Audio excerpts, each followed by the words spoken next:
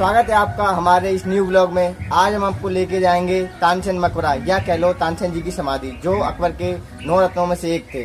ये ग्वालियर में स्थित है फ्रेंड्स। तो हम अपने घर से अब निकलने वाले हैं फ्रेंड्स। तो आइए आप भी हमारे साथ चलिए। आज हम आपको दिखाएंगे तानसेन जी का मकबरा फ्रेंड्स। तो चलिए हमारे साथ। ओके फ्रेंड्स, तो फ्रेंड्स निकल चुके हैं हम तानसेन जी के मकबरे को देखने और मोहम्मद गोश साहब जी के मकबरे को देखने के लिए। और आप देख रहे हैं कि हम तीनों लोग एक गाड़ी पर बैठे हैं और हेलमेट भी लगा रखा। तो फ्रेंड्स हम आपको बता दें, ये सिर्फ शूटिंग के समय हम तीनों जने बैठे हैं और डिक्की ने हेलमेट नहीं लगाया, बाकी हमने पूरे टाइम हेलमेट लगा के ही वहाँ गए हैं। तो फ्रेंड्स आपको ऐसा ना लगे, हमेशा आप भी सवारी कभी 3 सवारी के गाड़ी से ना बैठे, 2 ही सवारी बैठे और हमेशा हेलमेट का उपयोग करें फ्रेंड्स।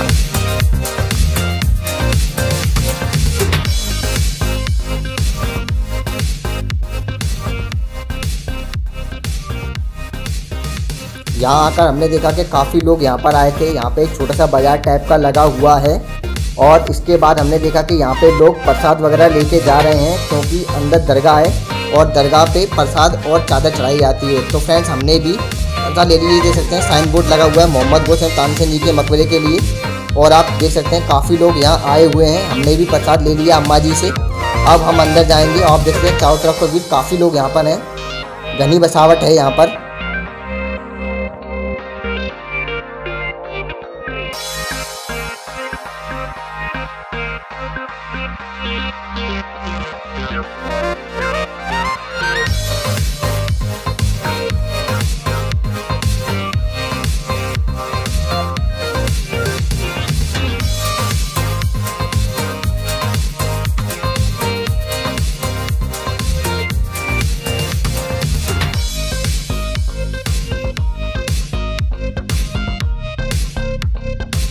मोहम्मद गोश का मकबरा ग्वालियर मध्य प्रदेश में स्थित है।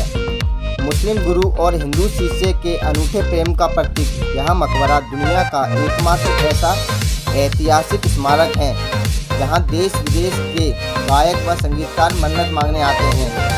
सूफी संत गौस मोहम्मद का मकबरा मुगल सम्राट अकबर ने 1666 में बनवाया था। उनके शिष्य तानसेन का स्मारक भी यहीं पर बना है। यहाँ से हर साल तानसेन समारोह की शुरुआत होती है। देश विदेश के पर्यटक भी यहाँ साल भर आते रहते हैं। यहाँ पर चारों तरफ पक्षियों ने अपना बसेरा बना लिया है और पर्यावरण की जो हरियाली है यहाँ पर वो बहुत अच्छी लगती है। और देख सकते हैं सूर्य की किरण बिल्कुल मकबरे के ऊपर ही पड़ रही है। और ये मोहम्मद गोश जी की दरगाह में अब हम जाएंगे।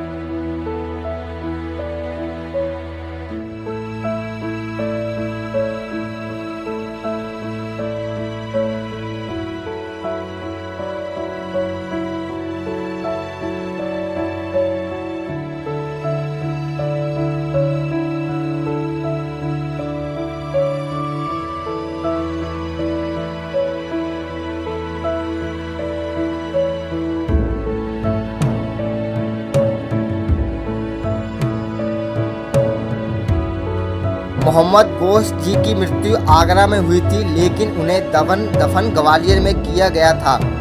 गोश के मकबरे का निर्माण सम्राट अकबर ने सन 1606 में करवाया। और ये देख सकते हैं चारों तरफ हरियाली और काफ़ी सारी कब्रें और बनी हुई हैं। और ये आप देख सकते हैं सफ़ेद गुंबद के ऊपर बेहतरीन नक्काशी। और यहाँ पर जो बाबा वगैरह रहते हैं वो बैठते हैं, लोग इनसे सलाह वगैरह लेते हैं। यह स्मारक मुगल शैली का है। इसमें पर्शियन, इस्लामिक व भारतीय तीनों तरह का स्थापत्य देखने को मिलता है। स्मारक में बलुआ पत्थरों का प्रयोग किया गया है। यह 200 × 200 वर्ग फीट आकार का चौकोर भवन है। इसके मध्य भाग में एक विशाल कक्ष है जिसके बीच में मोहम्मद गोश साहब का मजार है। इस कक्ष के ऊपरी भाग में एक विशाल अर्ध गोलाकार गुंबद बना है जो कभी नीले रंग की टाइलों से ढका हुआ था।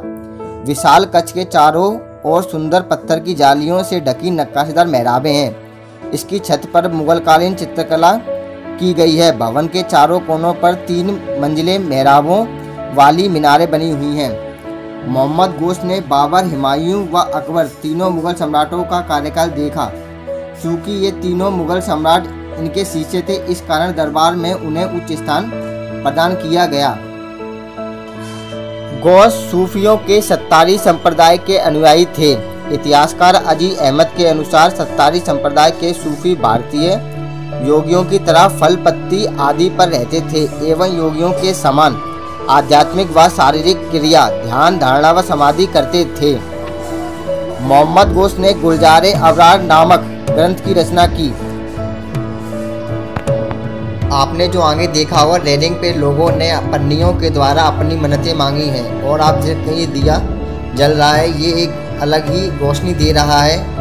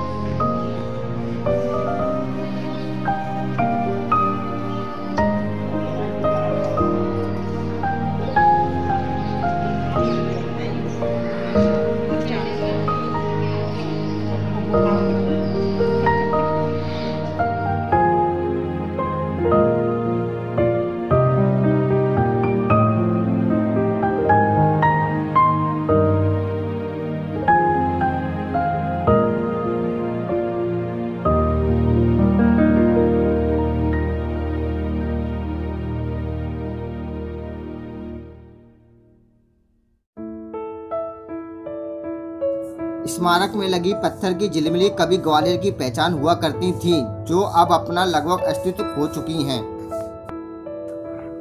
मोहम्मद गोश का मकबरा 16वीं शताब्दी ईस्वी में अकबर के शासनकाल के दौरान बनाया गया था। गोश मोहम्मद एक अफगान राजकुमार थे जो बाद में सूफी संत बन गए। किंवदंती के अनुसार 1526 ईस्वी में जब बाबर ने ग्वालियर का किला जीत लिया था, तब मोहम्मद गोश ने उसकी सहायता की थी।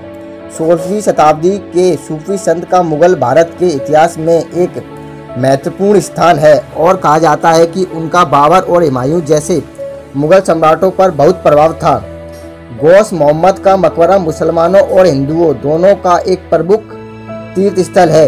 इस मकबरे की संरचना विशिष्ट मुगल वास्तुकला है, जिसके चारों कोनों पर षटकोणीय स्तंभ खड़े हैं। यह इमारत योजना में वर्गाकार है और इसके शीर्ष पर नीले सिरेमिक टाइलों से सजाया गया एक वर्गाकार गुंबद है। इसके कोनों पर षटकोणीय गुंबददार कियोस्क है और साथ ही बाहर से उभरे हुए ढलानदार छज्जे भी हैं। मकबरे की दीवारों पर जटिल नक्काशी और जाली का काम किया गया है।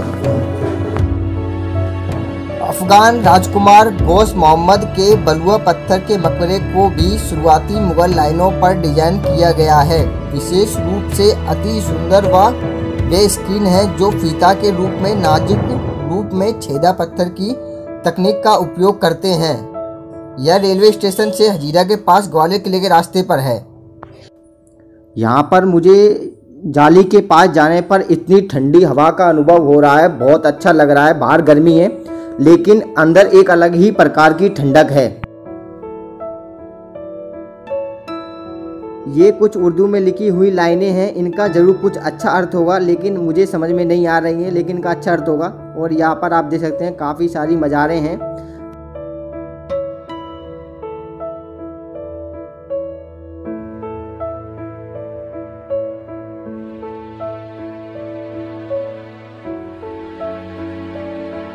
यहाँ से अब हम निकलकर तानसेन जी की समाधि पर जाने के लिए तैयार हो चुके हैं।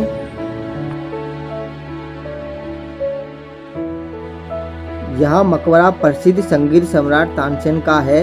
इसका निर्माण 16वीं शताब्दी में हुआ था। तानसेन अकबर के दरबार में 9 रत्नों में से एक थे।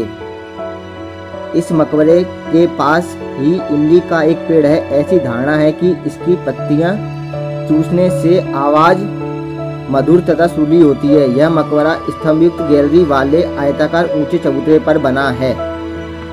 ग्वालियर में तानसेन की समाधि भारत के प्रसिद्ध सम्राट अकबर के दरबार के प्रमुख गायक तानसेन की है, जो अकबर के दरबार के 9 रत्नों में से एक हैं। तानसेन का मकबरा ग्वालियर में स्थित है, जहां उनके गुरु मोहम्मद गोस का मकबरा स्थित है। तानसेन सम्राट अकबर के दरबार के प्रमुख गायक थे।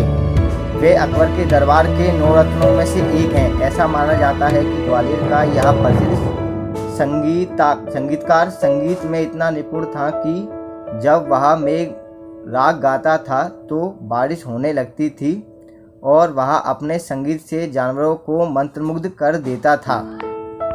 तानसेन को उनके गुरु सूफी संत मोहम्मद गोस के साथ यहाँ दफनाया गया था।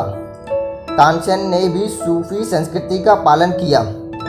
तानसेन के बारे में किंवदंती है कि मेघ मल्हार राग गाते समय बारिश होती थी। उसके दुश्मन उसे दीपक राग गाने के लिए मजबूर करते हैं, लेकिन उसने मना कर दिया क्योंकि दीपक राग गाने से गर्मी पैदा होगी, रोशनी बढ़ेगी और अंत में गर्मी उसे जलाकर राख कर देगी। उसके दुश्मन उसे मरा हुआ देखना चाहते थे, इसलिए वे उसे दीपक राग गाने के लिए मजबूर करते हैं। तानसेन का स्मारक मुगल शैली की वास्तुकला का एक विशिष्ट उदाहरण है।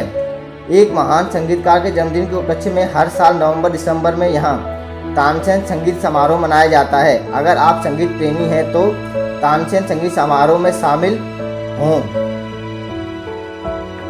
तानसेन का जन्म सतना के पास एक गांव में एक हिंदू परिवार में 1506 में हुआ था।